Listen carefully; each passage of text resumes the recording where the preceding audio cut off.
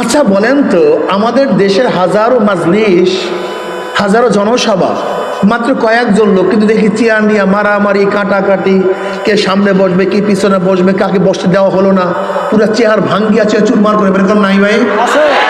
হ্যাঁ আছে। অথচ চরমোনাই ময়দানে লক্ষ লক্ষ মানুষ, টঙ্গীর ময়দানে লক্ষ লক্ষ মানুষ, কে আগে বসছে কে পিছনে বসছে খবরও নেই। আচ্ছা বলেন তো, যে সংখ্যার কারণেই পরিবেশ নষ্ট হয়, তা চরমোনাই ময়দানের পরিবেশ নষ্ট হলো না কেন? ওই তবলিগের টঙ্গীর ময়দান নষ্ট হলো না কেন? আজকে এই মাজলিসের পরিবেশ নষ্ট হলো না কেন? আসলে আমাদের আদর্শ ঠিক নেই, চরিত্র ঠিক নেই। মূল জায়গায় কেউ হাত দেয় না, বিশ্বাস করেন, আমি গবেষণার মূল জায়গায় কেউ কোনো কথা বলে না, মূল জায়গায় কেউ হাতই দেয় না। শুধু পরিবর্তন চাই, শুধু পরিবর্তন চাই। আচ্ছা বলতে, একজনের নাম এ, একজনের নাম বি, একজনের নাম সি, তিনজনই সুর, এ ও সুর, বি ও সুর, সি ও সুর। ক্ষমতা আছে এ, সে কি করবে? হটাও এ বসাও বি, সে কি করবে? হটাও বি বসাও সি। কারণটা কি? ব্যক্তি পরিবর্তন হচ্ছে, দল পরিবর্তন হচ্ছে, নীতি আদর্শের পরিবর্তন হয় না। তোমরা শুধু এ বি সি পরিবর্তন করিয়া দেশ শাসন করতে চাও, বোকারাম চৌধুরী, মাথার মধ্যে ঘিলি টুলো আছে। তুমি কি দেখো না এখন হাত, চাঁদার হাত পরিবর্তন হচ্ছে, চাঁদার করে পরিবর্তন নাই। ধর্ষক ধর্ষক ব্যক্তি পরিবর্তন হচ্ছে, ধর্ষণের কোনো খুনের হাত পরিবর্তন হচ্ছে, খুনের কোনো পরিবর্তন নাই। কিয়ামত পর্যন্ত পরিবর্তন হবে না। জনাবে মুহাম্মদ রাসূলুল্লাহ সাল্লাল্লাহু আলাইহি ওয়াসাল্লাম দায়িত্ব দেওয়ার আগে দায়িত্বশীলকে তৈয়ার করেছেন, 13 বছর কিছু লোককে তৈয়ার করেছেন। আর তোমরা কি করো? তোমরা দল করো, কোনো তরবিয়াত নাই, চরিত্র গঠন করা কোনো মেসেজ নাই, ওয়ার্কশপ নাই, কিচ্ছু নাই, ক্ষমতা দিয়ে দিস। তাই বান্দরের হাতে যদি আগুন দাও, হনুমানের কাছে আগুন দাও, তো লঙ্কা তো জ্বালাবি, লঙ্কা কেউ রাখতে পারবে না তো। আমাকে অনেকে বলে, হুজুর যে লঙ্কা যায় সে হনুমান হয়। আমি বলি, বেয়াকুব, লঙ্কা তো গেছেই হনুমান, সে তো হনুমান হবে না, কি হবে? আমি এক মাজলিসে আসার বসার বলা শোনার তৌফিক আল্লাহ পাক দান করছেন, এর জন্য শুকরিয়া দান সবাই বলে আলহামদুলিল্লাহ।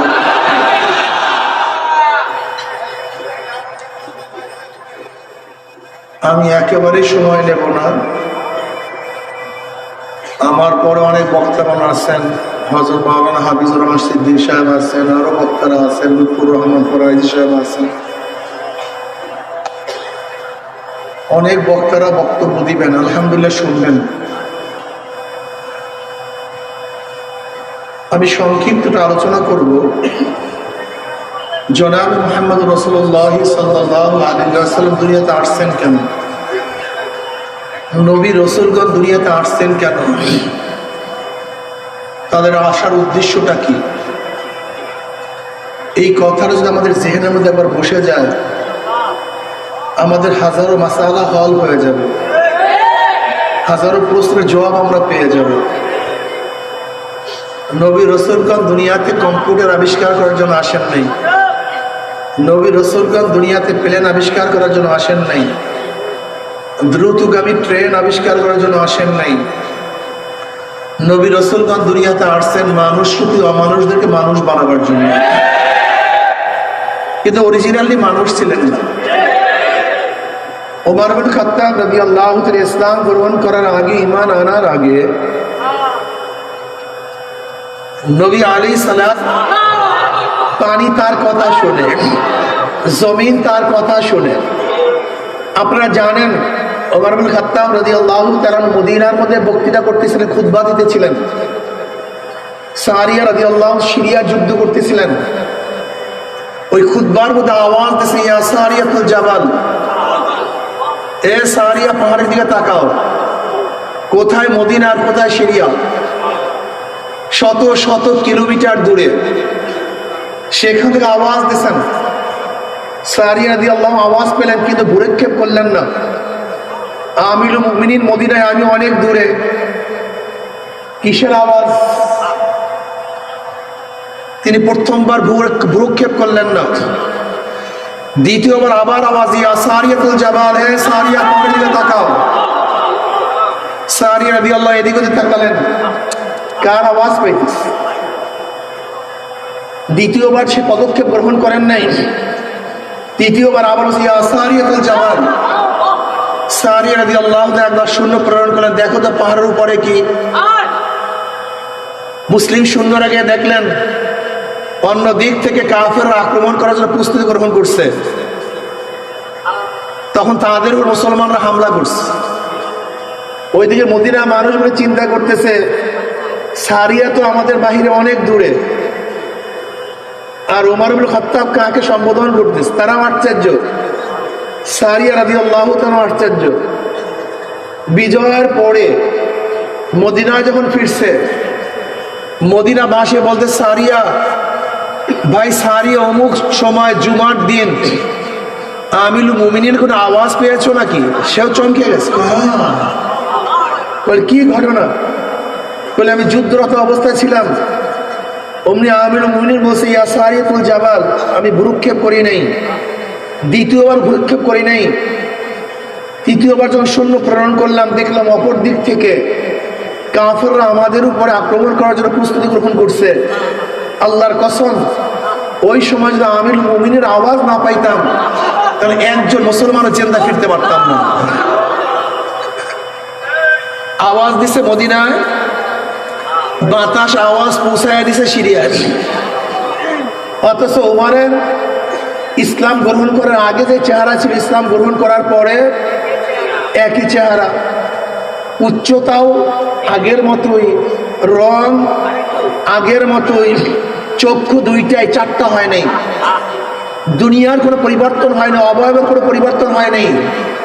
কিন্তু যেই ওমর নবীকে হত্যা করার জন্য রওনা করছে, সেই নিকৃষ্ট ওমর এত দামি হওয়ার কারণটা কি? এই দামি কার সোহবাতের কারণে হয়েছে, এইটা আমাদের মাথার মধ্যে রাখতে হবে। নবী রাসূলগণ মানুষদেরকে ইঞ্জিনিয়ারিং শিক্ষা দেওয়ার জন্য আসেন নাই, বড়লোক বানাবার জন্য আসেন নাই, বরং এই মানুষদেরকে মানুষ বানাবার জন্য আসেন। এটা মাথার মধ্যে রাখতে হবে। আমরা দেখা যায় ইসলামের মধ্যে শুধু দুনিয়া খোঁজ করি, ইসলামের মধ্যে শুধু দুনিয়া খোঁজ করার জায়গা না, দুনিয়া খোঁজ করার হাজারো জায়গা আছে। কি ইসলামের মূল উদ্দেশ্য হলো শুধু মানুষদেরকে মানুষ বানানো, যাদের একসময় কোনো দাম ছিল না তাদেরকে দামি বানানো। বেলাল হাবশী রাদিয়াল্লাহু তাআলার মতো গোলাম, নিজেও গোলাম, বাবায় গোলাম, দাদায় গোলাম, 1 টাকার মালিক না। অথচ বেলাল হাবশী ইসলাম গ্রহণ করার আগে কোনো দাম ছিল না, সম্মান ইজ্জত বলতে কিছুই ছিল না। কিন্তু ইসলাম গ্রহণ করার পরে বেলাল হাবশীর মান মর্যাদা কেমন? বেলাল হাবশী হাটে জমিনের মধ্যে, পায়ের আওয়াজ আরশের মধ্যে। বেলাল হাবশী আজান দেয় জমিনের মধ্যে, আজানের শব্দ 7 আসমান ভেদ করে চলে যায় আরশের মধ্যে। ওমর ইবনে খাত্তাবের মতো অর্ধজাহানের বাদশা যখন বেলাল হাবশী রাদিয়াল্লাহু তাআলাকে সম্বোধন করতেন, সাইয়্যিদুনা বেলাল, আমাদের সর্দার, আমাদের নেতা, আমাদের লিডার বেলাল, আসাদ গোলাম, এত দামি হয়ে গেছে। কিয়ামতের ময়দানে নবী আলাইহিস সালাতু ওয়াস সালাম যে উটের উপরে থাকবেন, সেই উটের রশি থাকবে বেলাল হাবশীর হাতের মধ্যে। অথচ চেহারার মধ্যে পরিবর্তন আসে নাই, বেলাল ধনী হয় নাই, বেলাল সুন্দর হয় নাই, বেলাল সেই আগেরই মতো ছিল, অবয়বের পরিবর্তন হয় নাই। কিন্তু বেলাল তো দামি হয়েছে, সেই পরিবর্তনটা কিসের মধ্যে আসছে? কলব। জোরে বলেন কি? জোরে বলেন। অবয়ব পরিবর্তন হয় না, কলবটা পরিবর্তন হয়ে গেছে। মিশর দখল করার পর আপনারা জানেন, নীল নদীর মধ্যে প্রতি বছর একজন সুন্দরী সুশ্রী মেয়েকে জবাই করতে হইতো, এছাড়া জোয়ার আসতো না। মুসলমানদের প্রস্তাব দেওয়া হয়েছে, মুসলমান বলছেন আমাদের এটা সম্ভব না, এটা ডাইরেক্ট কুফরি, শিরক, নির্দোষ একটা মেয়েকে কেন হত্যা করব? বলে হয়তো হত্যা করো, নয়তো পানি দাও। মুসলমান কি করবে? ওমর ইবনে খাত্তাব রাদিয়াল্লাহু তাআলা চিঠি লিখছেন, হালাত তো এই, কি করব? তো ওমর ইবনে খাত্তাব রাদিয়াল্লাহু সরাসরি নীল নদের কাছে চিঠি লিখছেন, হে নীল নদ, যদি আল্লাহর হুকুমে জারি হয়, আমার চিঠি পাইতে দেরি, জারি হইতে দেরি করবি না। আর আল্লাহর হুকুমে জারি না হলে তোর জারি হওয়ার দরকার নাই। ঐতিহাসিকরা বলেন এই চিঠি পানির মধ্যে পড়তে দেরি, জোয়ার সৃষ্টি হতে দেরি হয়নি। ওমরের কথা পানিতে শোন। মদিনার মধ্যে একবার ভূমিকম্প হয়েছিল, লাঠি দিয়া বাড়ি মারছে, থাম, ভূমিকম্প থেমে গেছে। এই হলো আমার, তার মানিটা কি? দাহিয়াতুল কলবি রাদিয়াল্লাহু তাআলা আনহু, আপনারা জানেন ইসলাম গ্রহণ করার আগে নিজের ঔরাস জাত 70টা কন্যা সন্তানকে জ্যাতা কবর দিয়েছিল। এটা মানুষ হতে পারে না। অথচ দাহিয়াতুল কলবি রাদিয়াল্লাহু চেহারা ছিল আরবের মধ্যে সবচেয়ে আকর্ষণীয়, এমন সুন্দর চেহারা তার ছিল যে সবসময় চেহারা আবৃত করে তার রাস্তায় নামতেন। কেন? মেয়েরা পাগল হয়ে যেত, ফিতনার মধ্যে পড়ে যাইত, তার চেহারা দেখলে কোনো মহিলা সহ্য করতে পারতো না। এত আকর্ষণীয় চেহারা, এই আকর্ষণীয় চেহারা মানুষের চরিত্র কি ছিল? নিজের ঔরাস যা সন্তানদেরকে জ্যাতা কবর দিত। শুধু একটা দুইটা না, 70টা মেয়েকে জ্যাতা কবর দিছে। কিন্তু ইসলাম গ্রহণ করার পরে এই দাহিয়াতুল কলবির চেহারা এবং অমুক পরিবর্তন হয়নি। কিন্তু দাহিয়াতুল কলবি রাদিয়াল্লাহু কি পরিবর্তন হয়েছিল? যে যার সুরাত ধরিয়া জিবরাইল দুনিয়াতে আসতো, অধিকাংশ সময় যে মানুষের সুরাত ধরিয়া জিবরাইল আলাইহিস সালাতু দুনিয়াতে আসছেন, অধিকাংশ সময় কার সুরাত ধরতেন? এই দাহিয়াতুল কলবি রাদিয়াল্লাহু সুরাত। বাহ্যিক তো আগের মতোই, কিন্তু দাহিয়ার এমন কি পরিবর্তন হলো যে জিবরাইল তার সুরাত ধরেন। সেই পরিবর্তনটা কি বলেন? কি জোরে বলেন। এই কলবকে পরিবর্তন করার জন্য নবী রাসূলগণ দুনিয়াতে আসছেন।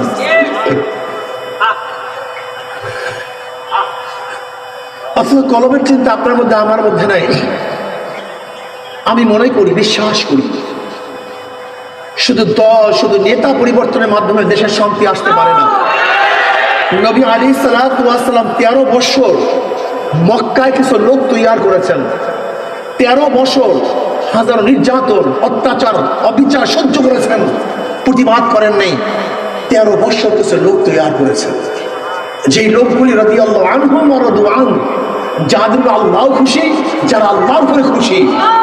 এমন কিছু 3 ডায়মন্ড মুক্তা তৈরি করেছিলেন, যাদের মাধ্যমে গোটা দুনিয়ার মধ্যে ইসলাম ছড়িয়ে দিয়েছিলেন। আগে নিজেকে তৈরি করতে হবে, নিজেকে গঠন করতে হবে।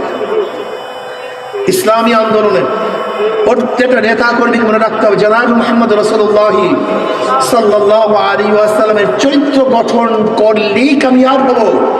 আর নবী আলাইহিস সালাতু ওয়াস সালাম চরিত্র গঠন না করলে কোনোদিন কামিয়াব হওয়া যাবে। শুধু ক্ষমতা আমাদের উদ্দেশ্য না। দেখেন, এই না বসেন, এই বিয়াকুফ কোথাকার, আবার কথা বলে, আবার কথা বলে বিয়াকুফ, বিয়াকুফ আবার কথা বলে বিয়াকুফ। আল্লাহুম্মা সাল্লি আলা মুহাম্মাদিন নবিয়্যিল উম্মি ওয়া আলিহি ওয়া সাল্লাম তাসলিমা। নবী আলাইহিস সালাতু ওয়াস সালামের চরিত্র, আদর্শ, এই সিরাত আপনাকে আমাকে গ্রহণ করতে হবে। এটা খুব ভালোভাবে বুঝতে হবে। নবী আলাইহিস সালাতু ওয়াস সালাম হাজারো খুনিদেরকে আল্লাহর ওলি বানায়া দিয়েছেন, হাজারো ধর্ষকদেরকে আল্লাহর ওলি বানায়া দিয়েছেন, যারা একসময় সমাজের কীট ছিল। নবী আলাইহিস সালাতু ওয়াস সালাম আসার পরে তারা সমাজের মধ্যে সবচেয়ে দামি ব্যক্তি হয়ে গেছেন, সবচেয়ে বেশি মর্যাদা সম্পন্ন হয়ে গেছেন। প্রিয় ভাইয়েরা আমার মুসলমান বন্ধুরা, আজকে সেই নবীর আদর্শ ছেড়ে দিয়েছে। আমরা কোথায় যাই? Karl Marx, Mao Tsetung, Abraham Lincoln, Socrates, Plato, Aristotle, Montesquieu, Locke, Rousseau. আজকে আমরা সোশ্যালিজম, ক্যাপিটালিজম, কমিউনিজম, ডেমোক্রেসি, আজকে সেকুলার নিয়ে ব্যস্ত। মুসলমান ইসলাম নিয়ে চিন্তা করেন না, ইসলাম নিয়ে ভাবে না। মুসলমান ইসলামকে ভয় পায়, ইসলামকে বিশাল বোঝা মনে করে। ইসলাম তো মানুষের মাথা থেকে বোঝা দূর করার জন্য আসছে, বোঝা দেওয়ার জন্য আসে নেই। ইসলাম সমাজ থেকে আপদ দূর করার জন্য আসছে, আপদকে বাড়াবার জন্য আসে। কি কথা ঠিক না? ইসলাম সম্পর্কে আমরা জানি না, বুঝি না, কেন ভয় পাই? সমাজটা খারাপ হয়ে গেছে। অনেক গাঁজা বলে হুজুর ইসলাম ক্ষমতায় আসবে, আমার গাঁজার অবস্থা রাখি হবে। ও বেচারার চিন্তা কি? শুধু গাঁজা, ওনার গাঁজা ঠিক, দুনিয়া ঠিক। কারণ গাঁজার জন্য বাবাকে হত্যা করে, গাঁজার জন্য মাকে হত্যা করে। দেখেন নাই আপনারা? নেশার জন্য সবাইকে হত্যা করে। ওর টেনশন শুধু নেশা, এর বাইরে কোনো টেনশন নেই। ওর টেনশন শুধু নেশা। আমাকে বলছে হুজুর আমার গাঁজার অবস্থা নাকি? আমার গাঁজা কি হবে? আমি বললাম বাবা তুমি মসজিদে কি গাঁজা সেবন করতে পারো? বলে না। আমাকে কেন? হুজুর পরিবেশ নেই। আমি বলি ইসলাম ক্ষমতা আসলে বাংলাদেশটা মসজিদে পরিবেশ হয়ে যাবে, তোমার মনের থেকে তুমি গাঁজা সেবন করতে পারবে না। সমস্যা আছে? বলে না। আজকে ঘুষখোররা কি বলে ইসলাম ক্ষমতা আসলে আমার ঘুষের অবস্থা নেই। টেনশন তোমার এইটা, আসলে কোনো টেনশন নেই। পাশের চেয়ার ঘুষ খাওয়ার কারণে তোমার মধ্যে ঘুষের লিপ্সা চলে আসছে। পাশের চেয়ার ঘুষ খাবে না, তোমার ঘুষের দ্বারা বড় থাকবে না। সমস্যা কেমন বলো? তোমার 10 জন বন্ধু একজনও নামাজে যায় না, ওই 10 জনের মাঝখানে তোমার নামাজে নিতে খুবই কষ্ট হয়। যখন 10 জন বন্ধু তোমার নামাজে চলে যাবে, তুমি একা থাকতেই পারবে না, তুমি নামাজে চলে যাবে। আজকে 10 জন বন্ধু তোমার ইসলাম অনুযায়ী চলে না, এই জন্য ইসলামকে তুমি খুব কঠিন মনে করো।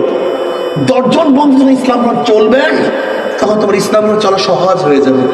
বিশ্বাস হয় না? এই যে আশেপাশে আমরা যারা আছি, মাদ্রাসার মধ্যে এমন লোক আছে যারা ধূমপান করি, এরকম লোক নাই? একজনও কি নাই? এখন ধূমপান করেন না কেন? কথা বলেন। আপনি বুকে হাত দিয়ে বলেন, আপনার কি মনে একবারও চাইছে ধূমপান করার জন্য? কেন? এই পরিবেশটা যদি হয়ে যায়, আপনাকে তো কষ্ট করতে হবে না, পরিবেশ আপনাকে ধূমপান থেকে দূরে রাখতে। আজকে হাজারো বেপর্দা আমার মা বোনেরা ভয় পাই ইসলাম আসলে আমার অবস্থাটা কি হয়। তোমার পরিবেশের সবাই বিপর্দা বিধায় তুমি পর্দাকে ভয় পাও, অথচ আমাদের মেয়েরা বিপর্দাকে ভয় পায়। অথচ একই মেয়ে নাকি ভাই বললাম কি, আমাদের মেয়েরা বিপর্দাকে ভয় পায়। একজন মেয়ে আবার রাস্তায় কিভাবে উলঙ্গ অবস্থায় নামে, এটা আমাদের মেয়েরা চিন্তাও করতে পারে না। অথচ তুমি চিন্তাও করতে পারো না যে তুমি কিভাবে মূর্খ অবস্থায় নামবা। তার মানেটা কি দুজনে মেয়ে, দুজনই মহিলা? আসলে সমস্যাটা মেয়েদের মধ্যে নয়, সমস্যাটা পরিবেশের মধ্যে। নাকি ভাই ভুল বললাম? আচ্ছা বলে তো, আমরা যে ইউনিভার্সিটি, ঢাকা ইউনিভার্সিটি আমাদের কাছে, এই ঢাকা ইউনিভার্সিটির পরিবেশে একজন মুসলমান সন্তানদের ইসলাম অনুযায়ী চলা যত কঠিন, ওই তার আর এক ভাই যে মাদ্রাসায় পড়ে তার উপরে ইসলাম অনুযায়ী চলা কি কঠিন? কারণটা কি? একই তো ভাই, আপন ভাই। একজন ঢাকা ইউনিভার্সিটিতে, একজন মাদ্রাসায়, একই বাবা একই মা। একজনের অবস্থা ইসলাম ছাড়া চলতেই পারে না, আরেকজন ইসলামের উপর চলতে পারে না। সমস্যাটা কি ছেলের মধ্যে না পরিবেশের কারণে? তার মানে আসলে পরিবেশ খারাপ হয়ে গেছে, ওরা পরিকল্পিতভাবে পরিবেশটাকে নষ্ট করে ফেলছে। ইসলাম আসলে কি হবে? আমরা জোর টোর কিচ্ছু না, একটু হবে দিন। ইসলামের জোর বলতে কিচ্ছু নেই।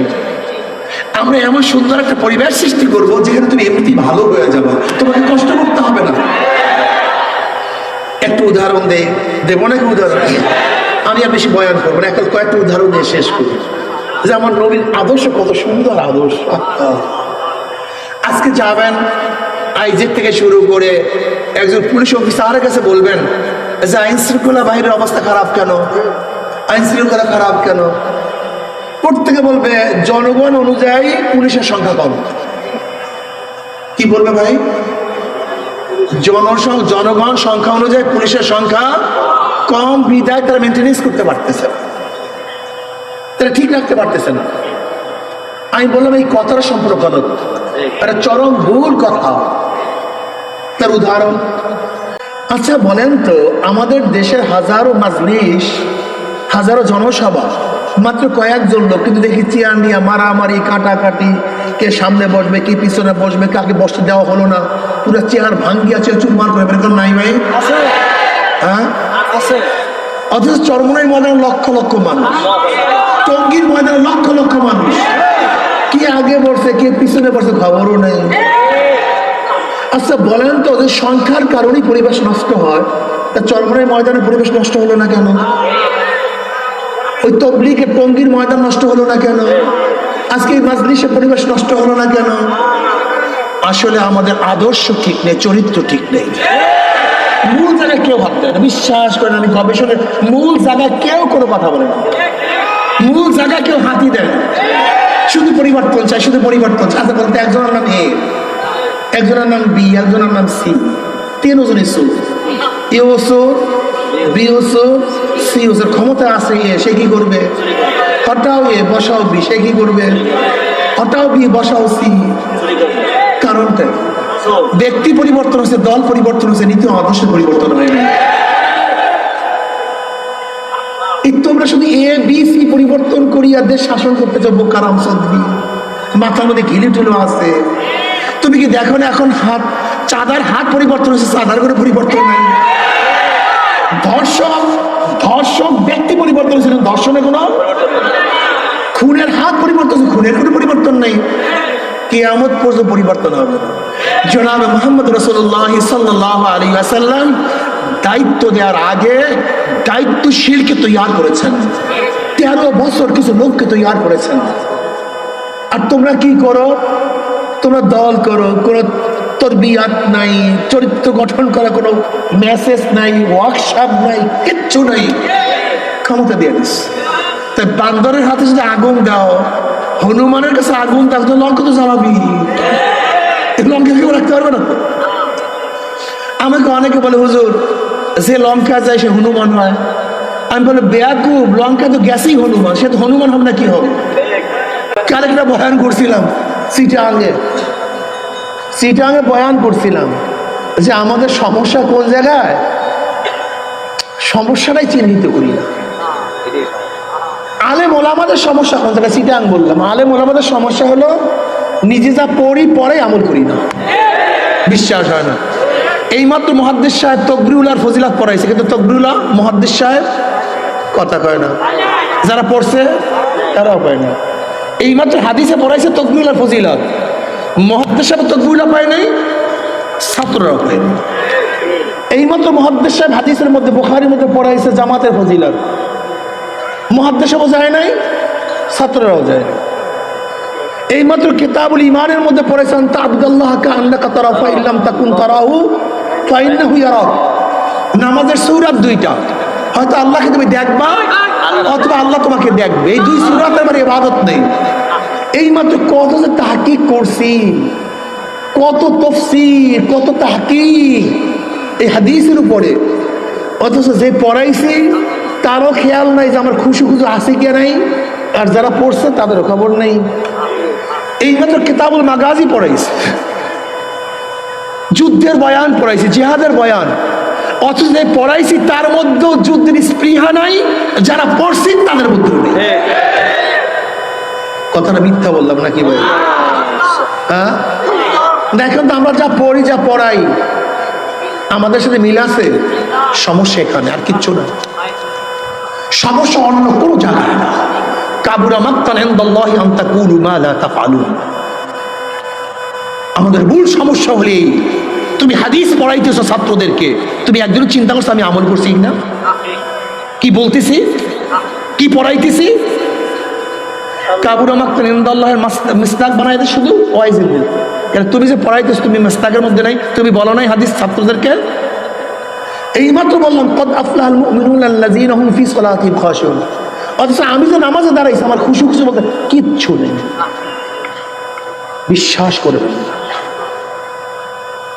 আমি আমার শ্রোতাদেরকে বলবো, আমি আমার নিজেকে বলবো, সিরাতুল আম্বিয়া শোনার নাম না, মানার নাম। শেষ একটা ঘটনা বলিয়া শেষ করবো। এরকম সিরাতুল নবী আলাইহিস সালাতু ওয়াস সালাম কনফারেন্সে এক হিন্দু পণ্ডিত চমৎকার বক্তব্য দিয়েছেন নবী আলাইহিস সালাতু ওয়াস সালাম সম্পর্কে। হিন্দু পণ্ডিতের বক্তব্য শোনেন না, চমৎকার বক্তব্য দেয়। নবী আলাইহিস সালাতু আদর্শের উপরে, চরিত্রের উপরে, কর্মের উপরে চমৎকার বক্তৃতা করেছেন। উপস্থাপক বলছে, দেখছো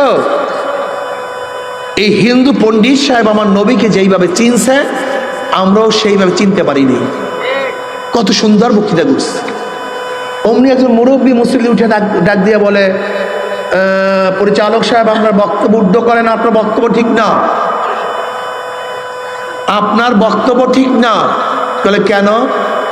না আপনার বক্তব্য ঠিক না, আপনি এইভাবে বলুন, হিন্দু পণ্ডিত সাহেব নবী সম্পর্কে যেভাবে জানছে আমরা সেইভাবে জানি নাই।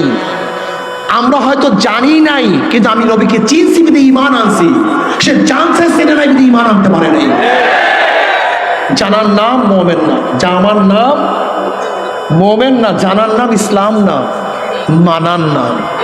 আমাদের হাজারো মূর্খ মানুষ, হাজারো মূর্খ, কোরআন হাদিসের পণ্ডিত না, জমনের মানা মানে, ও বুঝছে। আর হাজারো পণ্ডিত মানে না, ও বুঝে নাই। বুঝা এক জিনিস, জানা ভিন্ন জিনিস। বুঝা এক জিনিস, জানা। যেমন আপনার মিষ্টি সম্পর্কে জানছেন, মিষ্টি বানায় কি দিয়া, উপাদান কি, দুধ দিয়া, দুধ কোথার থেকে আসে, গাভীর থেকে, গাভী কি খায়, মধ্যে কি কি ভিটামিন আছে, এ আছে, বি আছে, সি আছে, ডি আছে, সব আছে। বিশাল মিষ্টি সম্পর্কে কবে ডক্টর হয়ে গেছেন। কি হয়ে গেছেন ভাই? কিসের উপরে? কথা বলেন না কেন? কি জানছেন কি জানেন নাই? কিন্তু আপনি মিষ্টি কোনোদিন খান নাই। বলেন তো, মিষ্টির স্বাদটা কি বুঝছেন? না। আপনি মিষ্টি সম্পর্কে জানছেন কিন্তু মিষ্টির স্বাদ বুঝেননি। কিন্তু মূর্খ, কিচ্ছু জানে না, কপাল পড়া। দুধ কি জিনিস, মাখন কি জিনিস, ছানা কি জিনিস, এ কোথা থেকে কি হয়, কিচ্ছু কপাল পড়া জানে, কিন্তু ঘম ঘম করে মিষ্টি খাইয়া বলাইছে। বুঝছে কি বোঝে নাই? ও বুঝছে আর একজনে জানছে। ঠিক আমরাও অনেক ইসলাম সম্পর্কে জানি, বুঝি না, কিন্তু হাজারো মূর্খ মানুষ, রিক্সাওয়ালা, ঠেলাওয়ালা ইসলাম সম্পর্কে বুঝছে, একজন জীবনের বিনিময়ে ইসলামকে পালন করে। আর আমরা হাজারো আলেমরা আছি, ইসলামকে বিক্রি করে দিই। বুঝা এক জিনিস, জানা ভিন্ন জিনিস। আমরা জানার পাগল, বুঝের পাগল না। মাইনুদ্দিল্লাহ খাইরে ফাক্কু ফিদ্দিন, আল্লাহ পাক যাকে পছন্দ করেন কল্যাণকার, তাকে দ্বীনের বুঝ দান করেন। ইউ আল্লিমুদ্দিন বলেন নাই, ইউ ফাক্কু ফিদ্দিন। জানা এক জিনিস, বুঝা এক জিনিস। আমরা জানি, বুঝি না, কাজে আল্লাহ পাক জানা এবং বুঝার উভয় তৌফিক দান করেন। এবং নবী আলাইহিস সালাত 23 বছরের জিন্দেগির উপর আমল করার তৌফিক দান করেন। কয় বছর? নবী আলাইহিস সালাতু ওয়াস সালামের মৌলিক কাজ ছিল 4টা। দাওয়াত, বলেন, তালিম, তাজকিয়া, জিহাদ। দাওয়াত, তালিম, তাজকিয়া, জিহাদ। আল্লাহ এই মৌলিক কাজগুলির উপর আমাকে এবং আমাদের সবাইকে আমল করার তৌফিক দান করেন। আসসালামু আলাইকুম ওয়া রাহমাতুল্লাহি ওয়া বারাকাতুহু।